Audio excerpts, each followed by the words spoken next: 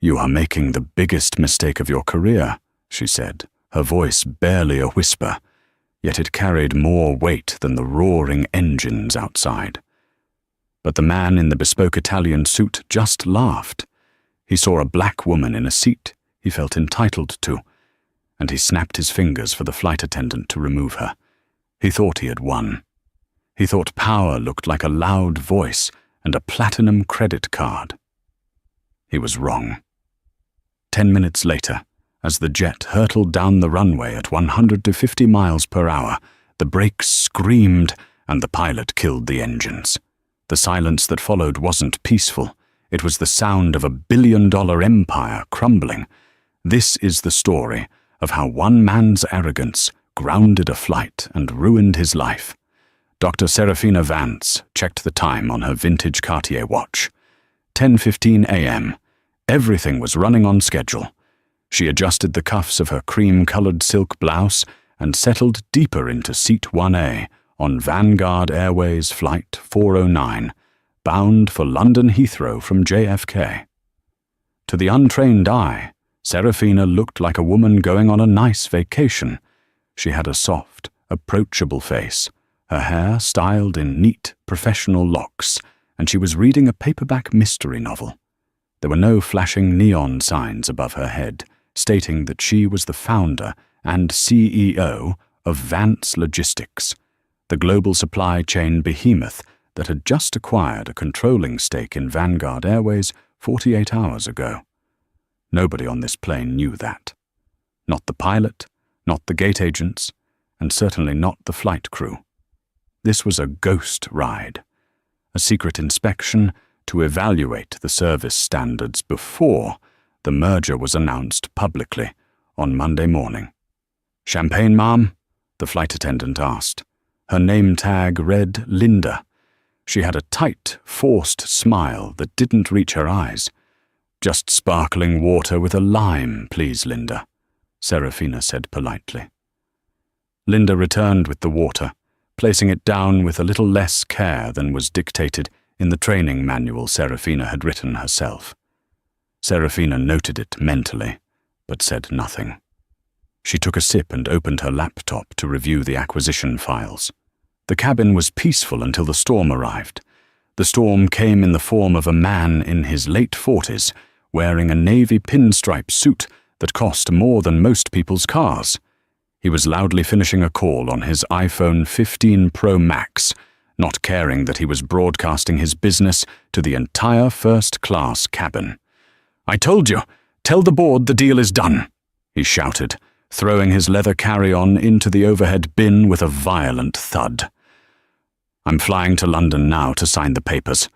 Vance Logistics won't know what hit them. We're going to gut their European division." Serafina froze. Her fingers hovered over her keyboard. She recognized the voice.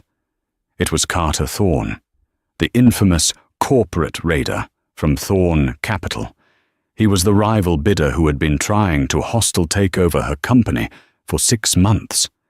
He didn't know the merger with Vanguard was already signed. He thought he was flying to London to steal her contract. Carter turned around, scanning the cabin for his seat. He looked at his boarding pass. 1A. He stopped. He looked at Serafina. He looked back at his pass. A scowl, ugly and sharp, twisted his face.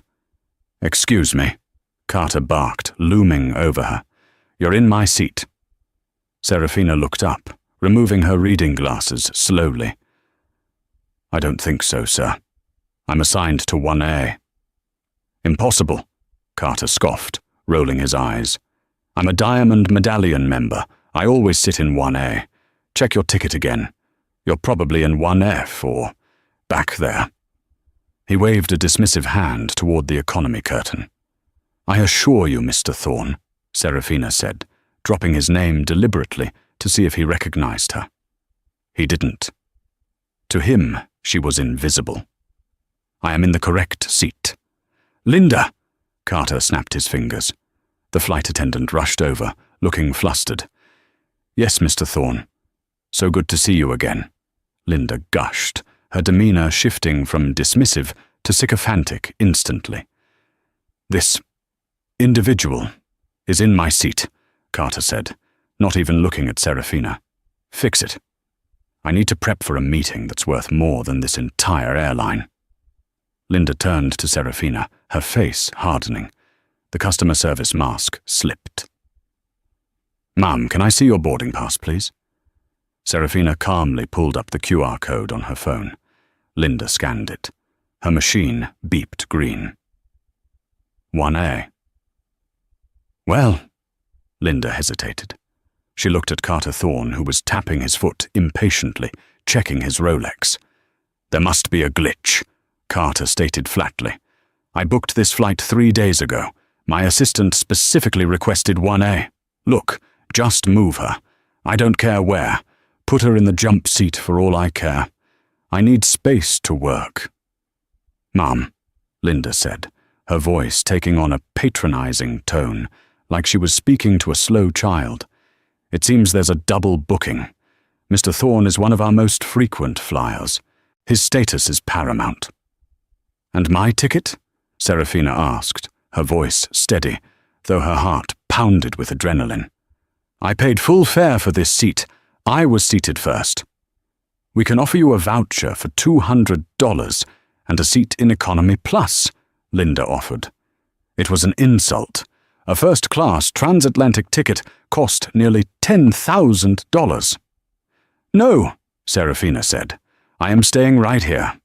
Carter Thorne laughed. It was a cold, cruel sound. He leaned down, placing his hands on the armrests of her chair, invading her personal space. "Listen to me," he hissed, his breath smelling of stale coffee and mints. "I don't know who you think you are, but you are out of your depth. I can buy and sell you 10 times over before breakfast.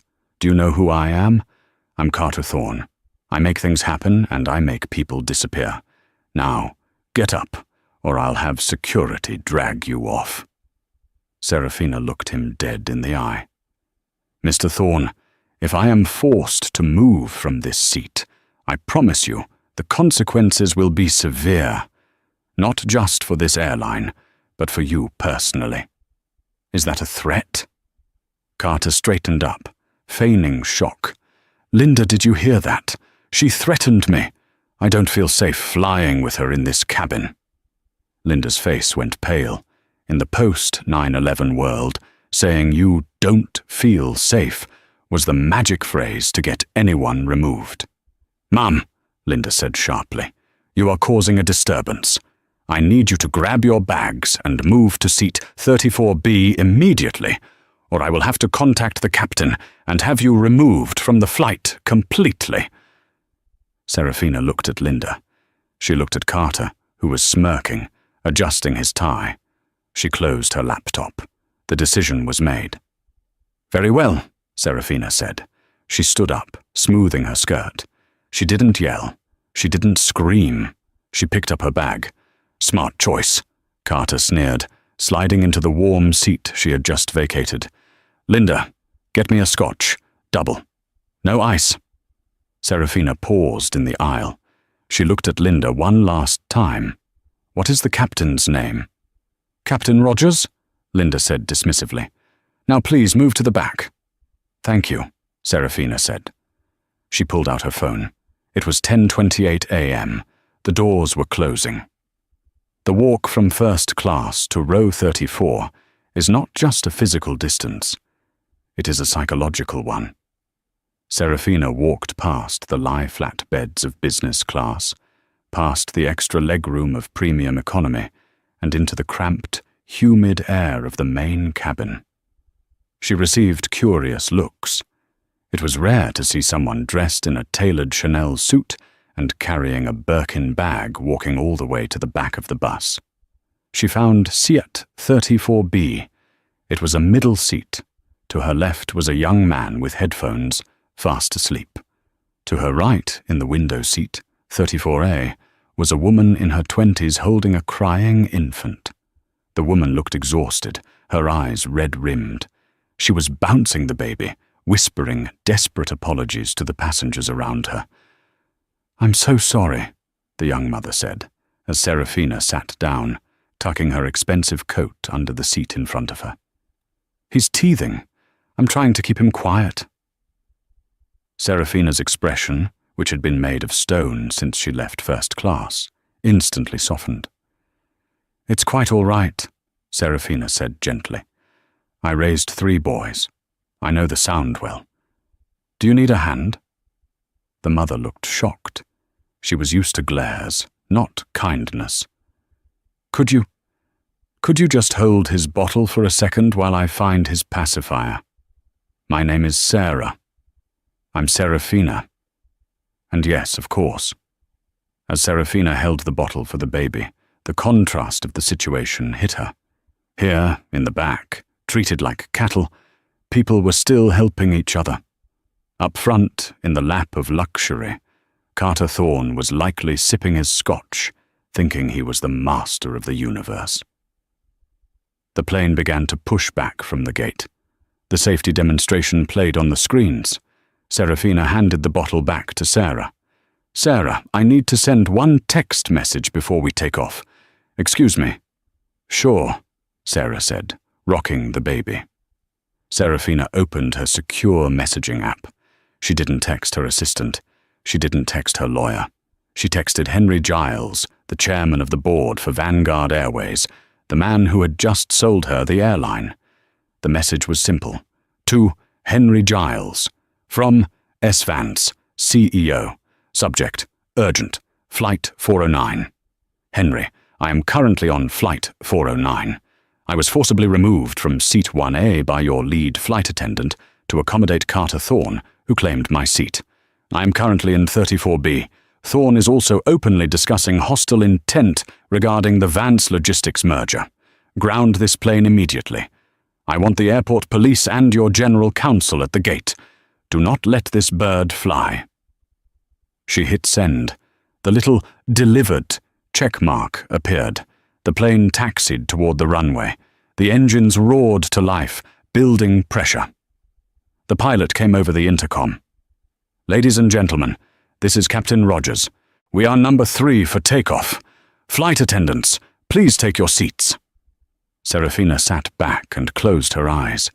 She counted backward from 10. 10. 9. 8. The plane turned onto the active runway. The engine spooled up to full power. The force pressed passengers into their seats. They were accelerating. 5. 4. Suddenly, the thrust cut. The nose of the plane dipped violently as the pilot slammed on the brakes. Passengers gasped. Sarah clutched her baby. Bags shifted in the overhead bins. The plane decelerated rapidly, tires shuddering against the tarmac. It came to a complete, jarring halt right in the middle of the runway. The cabin went dead silent. "What's happening?" Sarah whispered, terrified. Serafina opened her eyes. She adjusted her blazer. "Justice," Serafina said softly. "Justice is happening." The silence in a pressurized aircraft cabin is unlike any other silence on Earth. It is thick, heavy, and unnerving. When the engines of Flight 409 spooled down from a deafening roar to a faint whine right there on the active runway, that silence felt like a physical weight pressing against every passenger's chest. 60 seconds earlier, they had been braced for liftoff. Now, they were stranded on a strip of tarmac, jutting out into Jamaica Bay. The smell of burnt rubber, the result of 24 high-performance tires desperately gripping the asphalt to stop a 300-ton machine, began to seep into the cabin air filtration system. In row 34, the baby in Sarah's arms, sensing the sudden shift in momentum and his mother's spiking anxiety, began to scream in earnest. Oh God, are we crashing? Did we hit something?" Sarah hyperventilated, clutching the child so tight his knuckles turned white. Serafina placed a steady, calming hand on Sarah's forearm. "Breathe, Sarah. We are on the ground. We are stopped. We are safe. Look out the window." Sarah looked.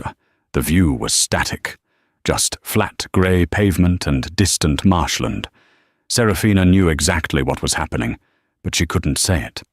She couldn't tell this terrified young mother that the plane had just performed a high-speed, rejected takeoff, one of the most dangerous maneuvers a pilot can execute, because the woman in the middle seat had sent a text message that terrified the airline's chairman more than an engine failure. Up in the cockpit, the atmosphere was chaotic. Captain Dave Rogers, a 20-year veteran with nerves of steel, was sweating through his uniform shirt. "Tower, this is Vanguard 409, Rogers barked into his headset, his voice tight. "We have rejected takeoff as ordered.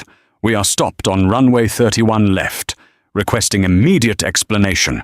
We have hot brakes and 200 panicked souls on board. What is going on?" The response from JFK Tower was icy and clipped. "Vanguard 409, hold your position. Do not move. Ground control is coordinating with Port Authority Police and airline operations. You are to await instructions. Do not, I repeat, do not open any doors." "Tower, I need a reason. Did you see smoke? Is there a threat?" 409. The order came from the highest level of your company headquarters. That is all we know.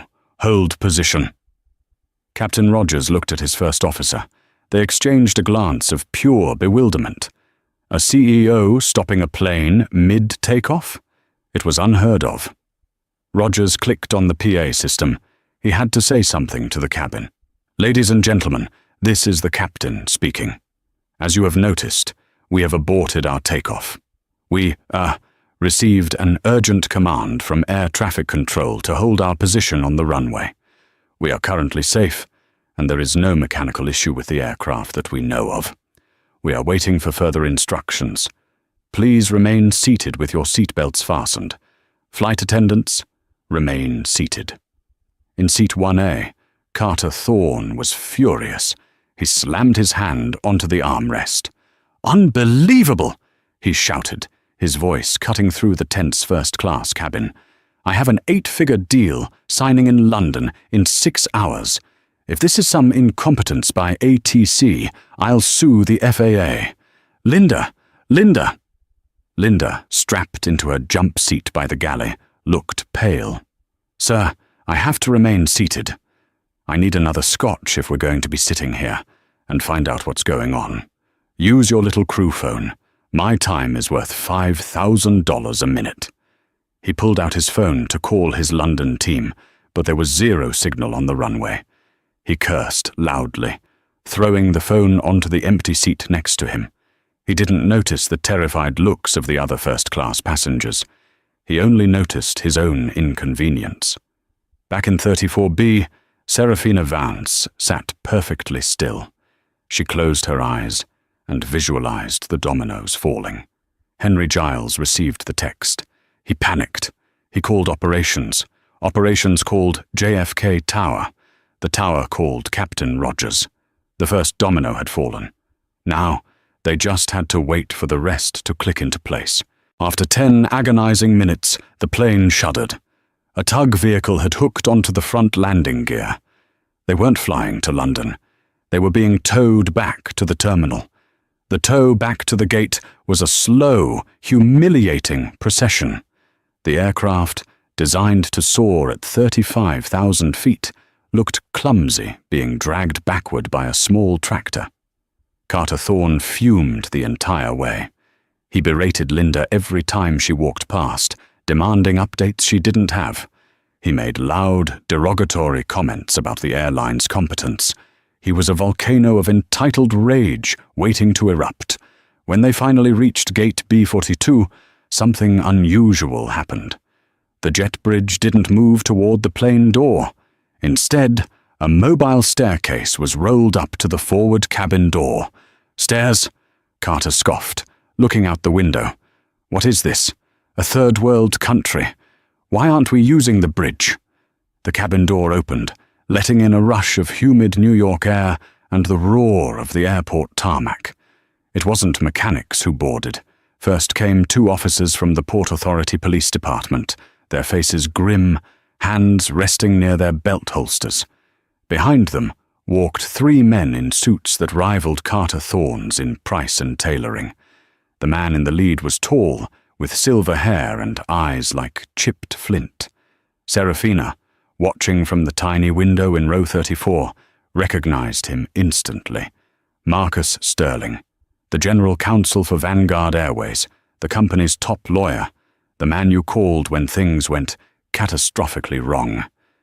A ripple of nervous energy moved through the plane. People sat up straighter. The presence of police changed the dynamic instantly. Up front, Carter Thorne saw the suits and felt a surge of arrogant relief. "Finally," he muttered, undoing his seatbelt before the sign was off.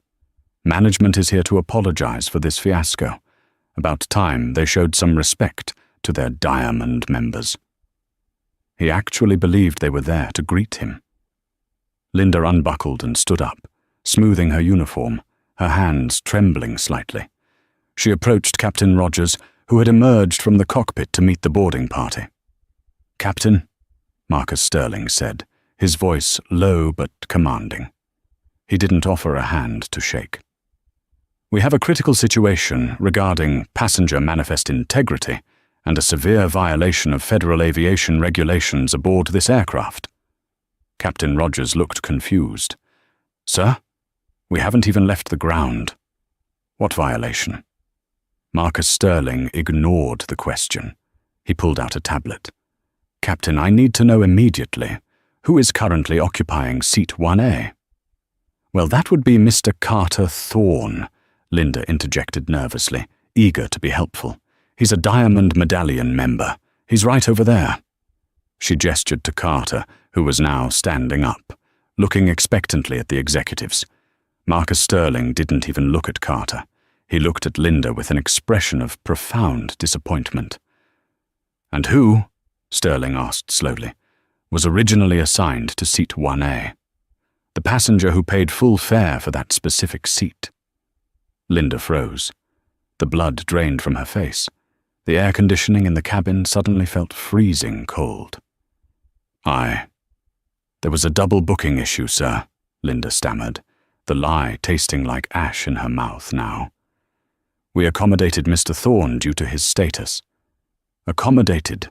Sterling repeated the word like it was poison. "Where is the original passenger, Linda? Where is Dr. Serafina Vance?" Linda swallowed hard.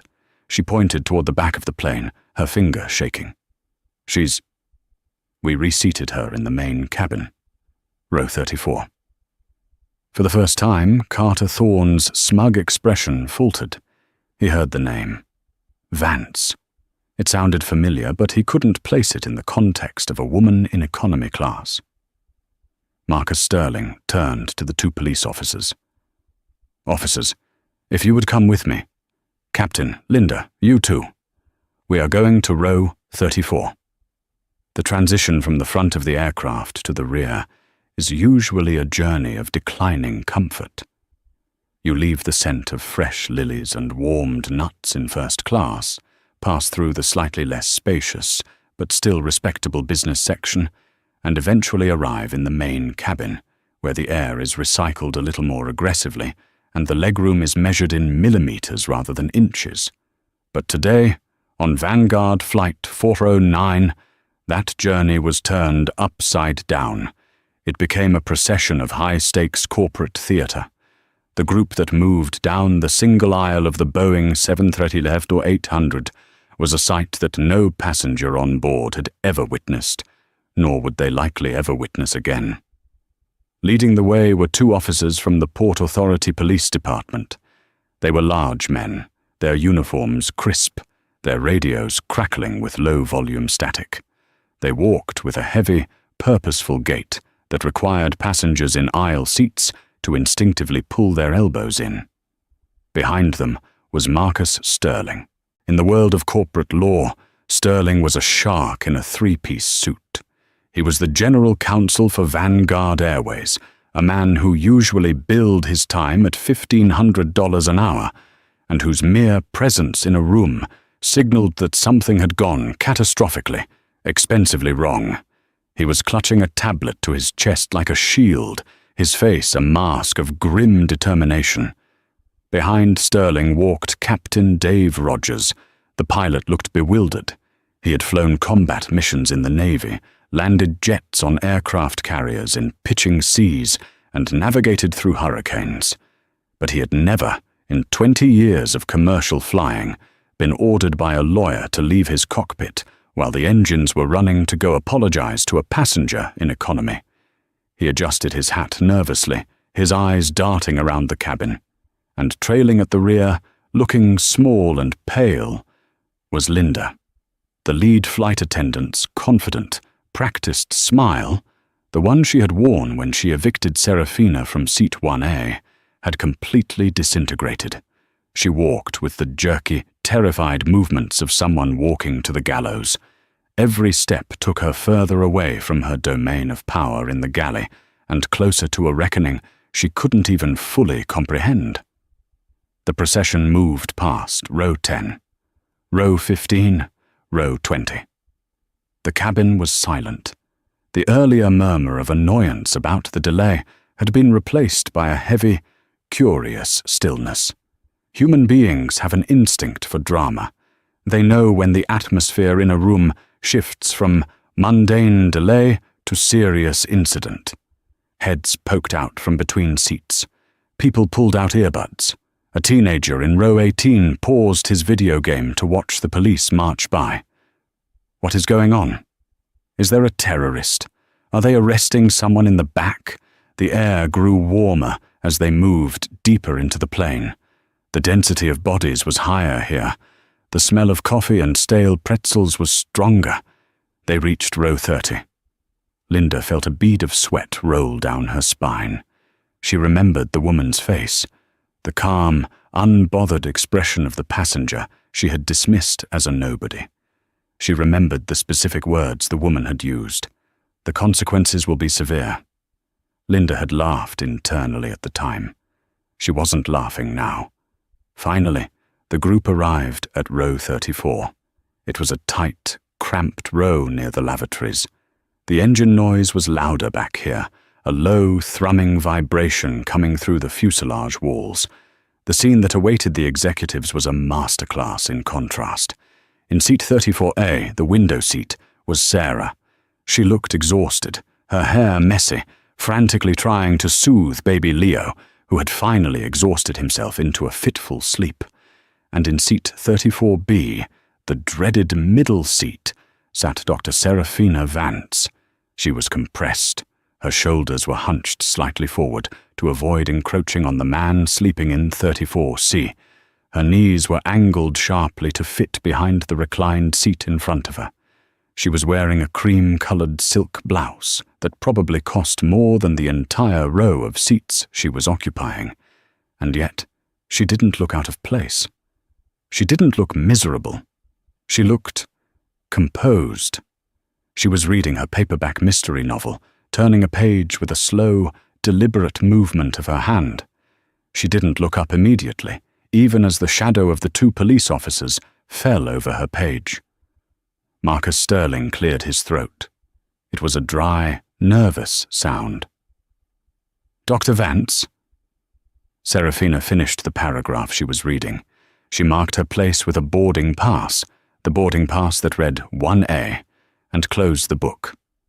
She placed it on her lap and slowly raised her eyes. She looked at the police officers.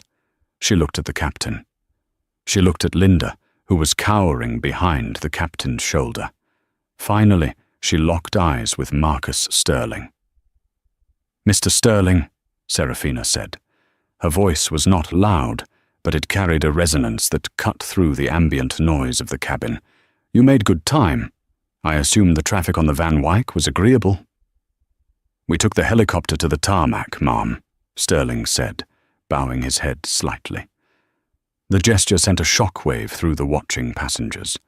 A man in a $3,000 suit was bowing to a woman in a middle seat. "Dr. Vance," Sterling continued, his voice trembling with the weight of the moment. "On behalf of the board of directors of Vanguard Airways, and specifically on behalf of Chairman Henry Giles, I am here to offer you an unconditional and profound apology. What has transpired on this aircraft today is a catastrophic failure of our protocols and a personal embarrassment to the entire executive team. A pin could have dropped in the cabin and sounded like a gong. The man in seat 34C, the one with the headphones who had been asleep, woke up. He pulled off his headset, looking from the police to the woman next to him with wide eyes. "Dr. Vance?" Captain Rogers stepped forward, his brow furrowed. "Ma'am, I'm Captain Rogers. I was told by operations that there was a security threat involving the integrity of the manifest. I had no idea. I mean, nobody told me that the CEO of Vance Logistics was on board." Serafina shifted in her seat, the cramped conditions making it difficult to turn to face him fully. "Captain Rogers," she said smoothly. "The fact that you didn't know is exactly the problem. Do you believe that passengers should only be treated with dignity if the crew knows they are a CEO?" "No, ma'am, of course not," Rogers stammered, his face flushing red. "But, well, standard procedure for a VIP." "I am not a VIP today, Captain," Serafina interrupted, her tone sharpening like a blade. "I am a paying customer. I hold a valid contract for carriage in seat 1A. A contract that was unilaterally breached by your lead flight attendant because she preferred the social status of another passenger over the legal validity of my ticket." She turned her gaze to Linda. Linda felt her knees buckle. She grabbed the overhead bin latch to steady herself. "Linda," Serafina said. She didn't shout. She didn't name-call. She just said the name. "Dr. Vance, Linda's voice was a wet, choking sound. "I am so sorry. I didn't recognize you. If I had known—" "Stop," Serafina commanded. "That is the second time you have said that. If I had known—" "Let me tell you something about my company, Linda. Vance Logistics moves $3 billion of cargo a year. We don't succeed because we treat the VIP packages well and throw the regular boxes in the mud. We succeed because every single contract is honored. You looked at me, you saw a black woman reading a book, and you decided I was movable. You decided I was less important than a man in a loud suit." "I was just trying to avoid a delay," Linda pleaded, tears now streaming down her face. "Mr. Thorne was threatening to call corporate. And so you let a bully run your cabin," Serafina finished. "You sacrificed a compliant passenger to appease a difficult one. That is not conflict resolution, Linda. That is cowardice." The word hung in the air. Cowardice. Serafina turned back to Marcus Sterling. "Marcus, explain to the captain why I am really here." Sterling straightened up, addressing the pilot and the surrounding passengers who were hanging on every word. "Captain, as of 48 hours ago, the regulatory approval for the merger between Vance Logistics and Vanguard Airways was finalized. Dr. Vance isn't just a passenger. She is the new owner of the airline. She controls 51% of the voting stock. Technically, sir, she is your boss." The collective gasp from the surrounding rows was audible. Sarah, holding baby Leo in the window seat, looked at Serafina with her mouth hanging open. You own the airplane?" she whispered. Serafina's expression softened instantly as she turned to the young mother. The steel vanished, replaced by genuine warmth. "Technically the bank owns the metal, Sarah," Serafina smiled. "I just pay the lease." She reached out and gently touched the baby's blanket. "How is Leo doing?" He's okay," Sarah stammered. "He's sleeping." Serafina nodded. She looked around the cramped economy cabin, taking in the tired faces, the lack of leg room, the stress. Then she looked back at Marcus Sterling. "Marcus, this is Sarah. She has been a delightful seatmate. However, the conditions back here for a mother with an infant are unacceptable. The air circulation is poor, and the pitch is too tight." "Agreed, Dr. Vance," Sterling said, pulling out a notepad. "I want Sarah and Leo moved to business class immediately," Serafina ordered. "Seat 4A and 4B should be empty, based on the load factor I saw earlier. Block the seat next to her so she has room for the baby bag, and refund her entire ticket cost for the inconvenience of this delay." "Done," Sterling said, scribbling furiously. "I'll handle the upgrade personally." Sarah looked like she was going to faint. "Oh my God, you don't have to do that. Thank you. Thank you so much. You helped me with my bag when I sat down, Sarah," Serafina said. "Kindness is a currency too, and unlike Mr. Thorne, you actually have some in your account." Serafina finally decided it was time to move. She placed her hands on the armrests and stood up. It was an awkward maneuver in the tight space, but she did it with a grace that made it look regal. She stepped out into the aisle. The police officers immediately parted to give her space, their hands clasped respectfully behind their backs. Serafina Vance stood in the middle of the economy aisle, surrounded by the smell of instant coffee and humanity, and looked like a queen surveying her kingdom. She adjusted the lapels of her blazer. She checked her Cartier watch. "Captain Rogers," she said. "Yes, Dr. Vance?" The pilot snapped to attention. "We have wasted 45 minutes on the ground. Fuel burn at idle is expensive. I trust we can make up some time in the air?" "Yes, ma'am. We'll push the throttle. I can get us to Heathrow only 20 minutes behind schedule." "Excellent," Serafina said. "Now, gentlemen, if you would be so kind as to escort me back to the front. I believe there is a squatter in my seat, and I have a very important message to deliver to him." She looked at the police officers. "Officers, are your handcuffs ready?" The taller officer nodded, patting the pouch on his belt. "Ready and waiting, Dr. Vance." "Good," she said, her eyes flashing with a dangerous light. "Because the man in seat 1A has committed federal crimes on my aircraft, and I intend to see him walked off in chains." She began to walk forward.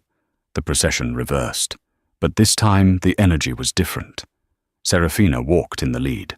The passengers she passed, the ones who had seen her walk back in shame earlier, now looked at her with awe. A ripple of applause started in row 25. Then row 20 joined in. By the time she reached the bulkhead, half the economy cabin was clapping. They didn't know all the details, but they knew this. The woman in the suit was the boss. She had just destroyed the rude flight attendant, and she was going to the front to take down the loud guy who had delayed their flight. It was a victory for every person who had ever been mistreated by an airline. As she passed Linda, who was still standing by row 30, Serafina paused for 1 second. She didn't look at her. She just spoke into the air as she walked past. "Follow us, Linda. You need to witness this. Consider it the first lesson of your retraining." Linda swallowed hard, wiped her face, and fell into step at the back of the line. The curtain to business class loomed ahead. Serafina reached out, her hand steady, and prepared to pull it back. The stage was set. The players were in position, and Carter Thorne had absolutely no idea that the Reaper was standing on the other side of the velvet drape. The journey back to the front of the aircraft felt less like a walk and more like a tactical advance.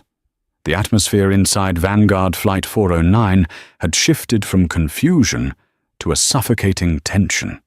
The air was thick, heavy with the silent anticipation of 200 passengers who knew they were witnessing something rare. Serafina Vance led the phalanx. She moved with a slow, deliberate cadence, the heels of her shoes clicking rhythmically against the thin industrial carpet of the aisle. She was no longer just a displaced passenger.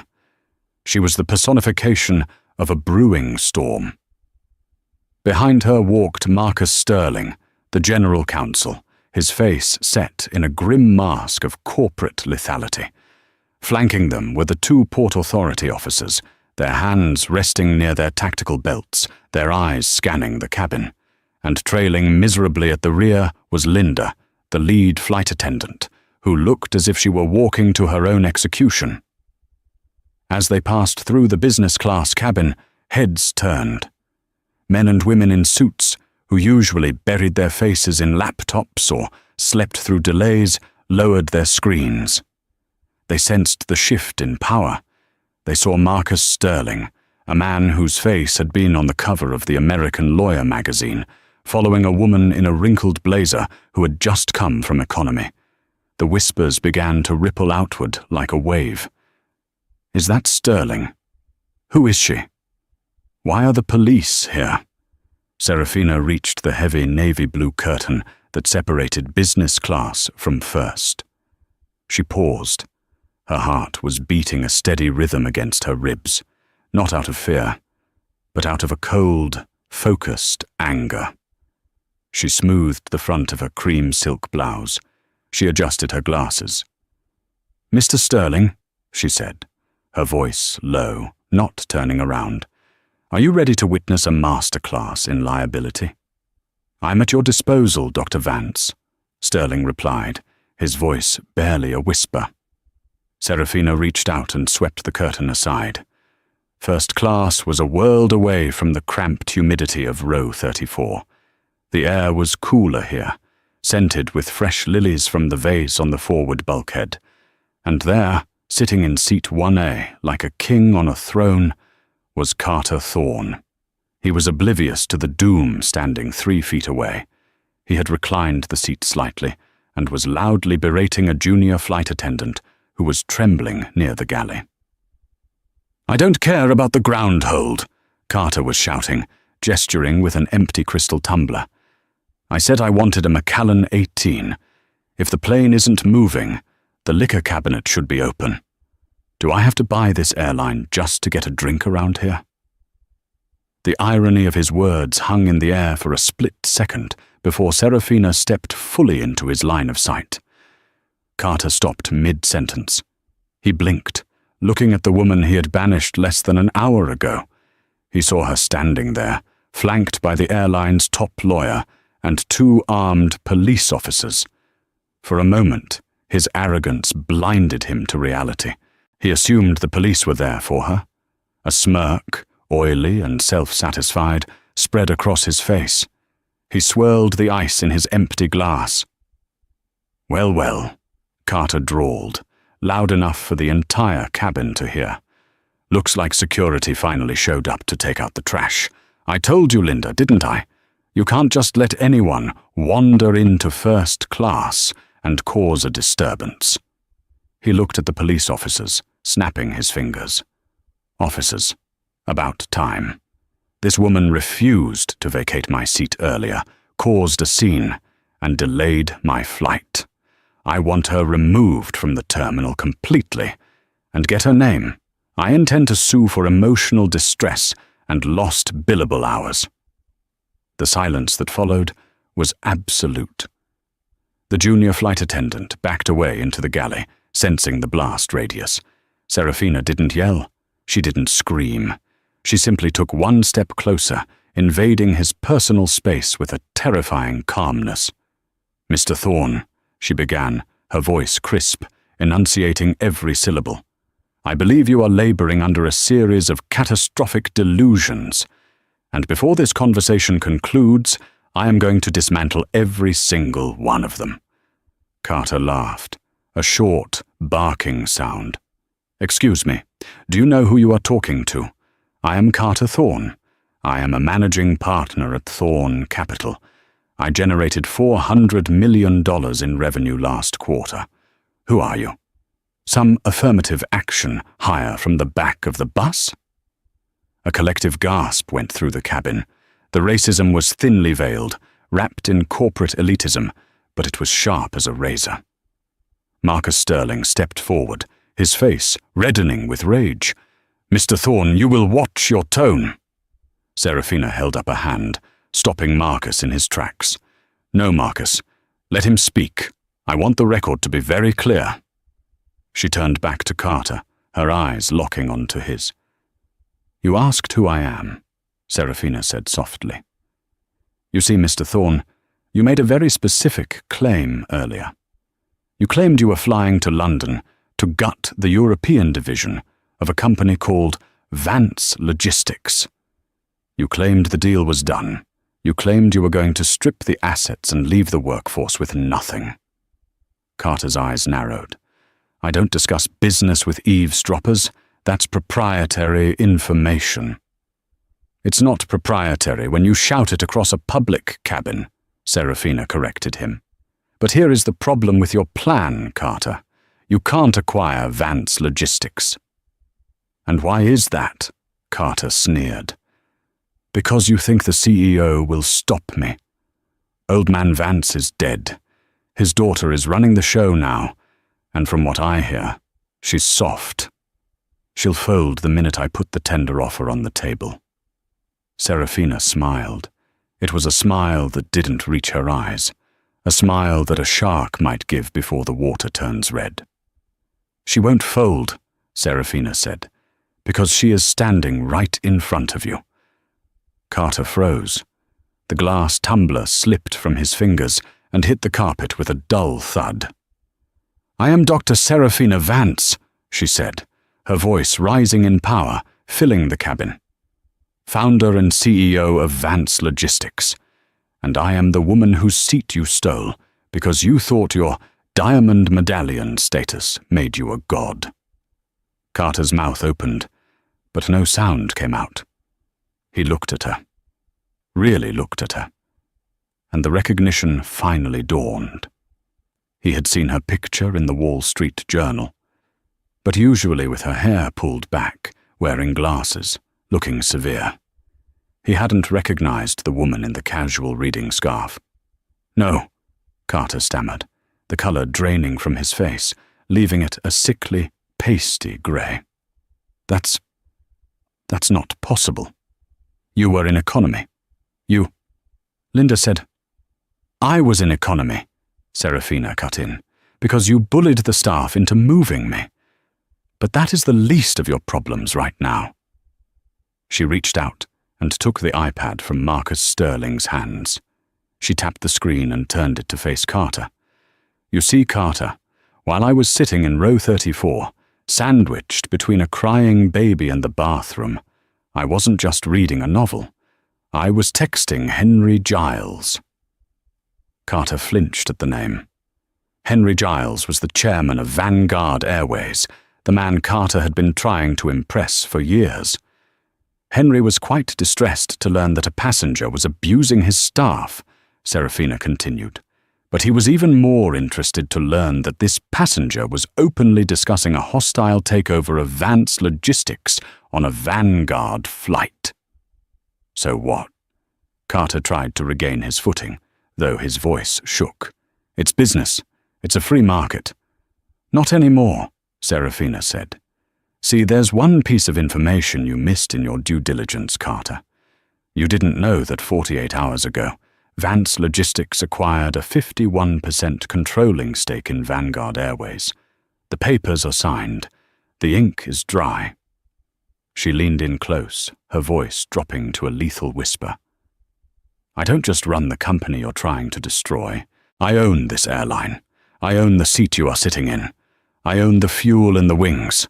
I own the uniform on the pilot's back. And right now, Mr. Thorne, I own you. Carter looked around frantically. He looked at Marcus Sterling, who was nodding in confirmation. He looked at the police officers, who were unclipping a pair of heavy zip-tie handcuffs from their belts. This is a conflict of interest, Carter shouted, sweat beading on his forehead. You can't do this. I have a meeting in London. If I miss that signing, I lose $20 million personally. You're going to lose a lot more than that, Serafina said calmly. She turned to the taller of the two police officers. Officer, did you receive the statement regarding the suspect's earlier phone call? Yes, Dr. Vance, the officer said, his voice deep and authoritative. We have statements from 3 passengers confirming that Mr. Thorne was loudly discussing non-public material information regarding a pending merger. Under the Securities Exchange Act of 1934, specifically Rule 10b-5, that constitutes attempted market manipulation and insider trading fraud. Carter scrambled backward, pressing himself against the window. That's a lie. I never said that. It's hearsay. It's recorded, Serafina lied. Or perhaps she didn't. In the age of smartphones, someone was always recording. She pointed to the phone Carter had thrown onto the adjacent seat. And your call logs will prove who you were conspiring with. The SEC has already been notified. They are waiting for you at the precinct. The SEC? Carter squeaked. His breathing was becoming shallow and rapid. You called the SEC. I have a fiduciary duty to protect the market from bad actors, Serafina said, coldly. And frankly, I enjoyed it. She nodded to the officers. Get him off my plane. Mr. Carter Thorne, the officer announced, stepping forward and grabbing Carter by the lapel of his $5,000 suit. You are under arrest for violation of 49 U.S. Code. Section 40E, interference with flight crew members, and facing pending federal charges for securities fraud. Stand up. Get your hands off me, Carter screamed, flailing his arms. Do you know who I am? I will have your badges. I will sue this entire airline into the ground. The officer didn't hesitate. He spun Carter around with practiced efficiency, forcing his arms behind his back. The sound of the heavy plastic zip ties cinching tight. Zesta cut through the cabin like a gunshot. You have the right to remain silent, the officer recited, pushing Carter toward the aisle. Anything you say can and will be used against you. The perp walk was the longest journey of Carter Thorne's life. As he was shoved down the aisle of first class, the man who had entered the plane like a conquering hero was now bent over, cuffed and red-faced. He passed the other first-class passengers, the people he thought were his peers. They didn't look away. They stared.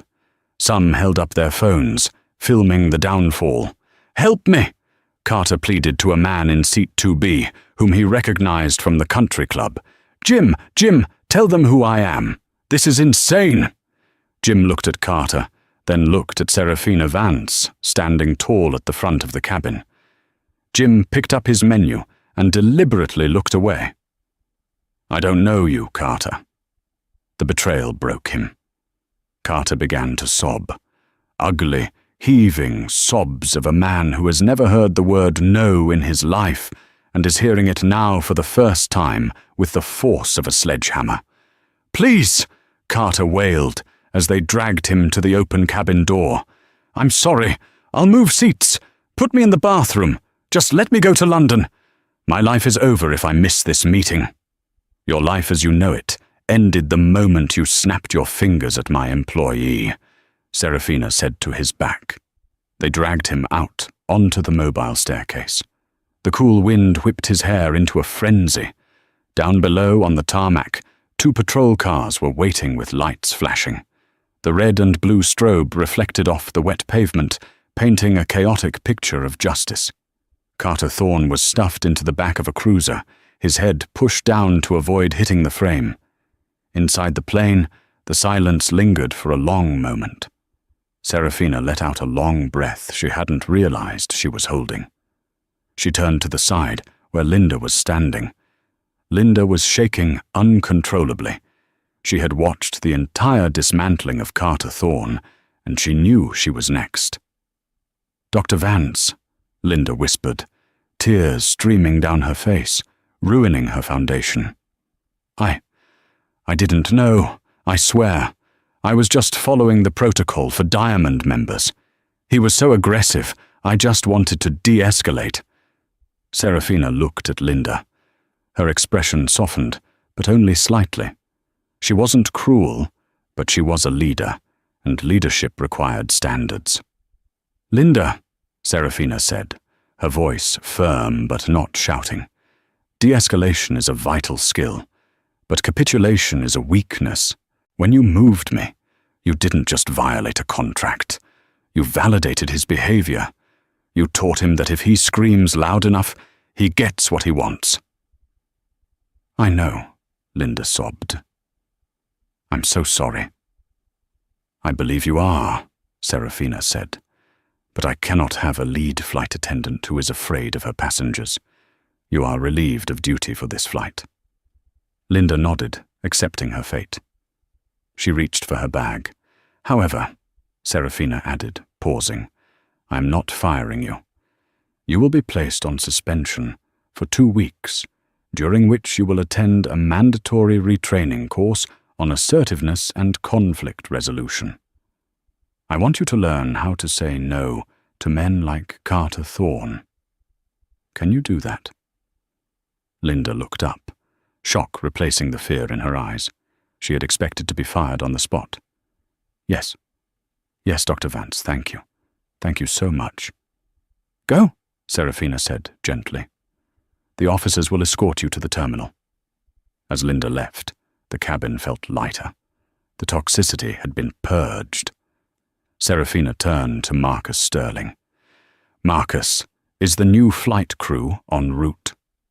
They are boarding the stairs now, Dr. Vance, Marcus said, looking at her with a newfound reverence. Captain Rogers is filing the new flight plan. We should be wheels up in 20 minutes. Good, Serafina said. She walked over to seat 1A. The leather was still warm from where Carter had been sitting. His empty Scotch glass was on the floor. His presence still lingered like a bad smell. Serafina picked up the glass and handed it to the junior flight attendant, who had watched the whole thing wide-eyed. Get rid of this, Serafina said, and bring me a sanitizer wipe. I need to clean this seat before I sit down. She stood there for a moment, looking out the window at the flashing lights of the police cars driving away in the distance, carrying Carter Thorne to a cell in Queens. She thought about Sarah back in row 34, holding her baby. She thought about the arrogance of men who believe the world exists to serve them. And she thought about the satisfying crunch of the brakes that had stopped a 737 on a runway to prove a point. The junior attendant returned with a hot towel and a fresh glass of sparkling water. Here you go, Dr. Vance, the attendant said, her voice filled with genuine respect. Is there anything else I can get you? Serafina sat down in Seat 1A. She stretched her legs out. She opened her laptop. Yes, Serafina said, a small, genuine smile finally touching her lips. Tell the captain to fly fast. I have a company to merge and I'm running a little late. She looked at her reflection in the darkened window. The black woman in seat 1A wasn't just a passenger anymore. She was the pilot of her own destiny. The engines roared to life, a deep, powerful thrum that vibrated through the floorboards. This time, there would be no stopping. Carter Thorne spent that night in a holding cell, but his real nightmare began the next morning. His firm, Thorne Capital, issued a public statement firing him before the Sun even came up to distance themselves from the SEC investigation. He lost his job, his reputation, and faces up to 10 years in prison for securities fraud, all because he couldn't handle sitting in a different seat. Serafina Vance? She signed the merger in London the next day. She also implemented a new policy at Vanguard Airways.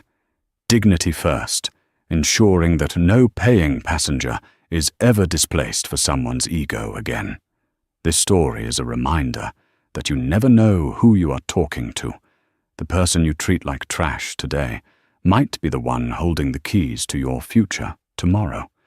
Be kind, be humble, and remember, karma is always watching. If you enjoyed this story of instant justice, please smash that like button. It really helps the channel grow. Share this video with a friend who needs to see a bully get what they deserve. And don't forget to subscribe and turn on notifications so you're the first to hear our next story. Thanks for watching, and fly safe.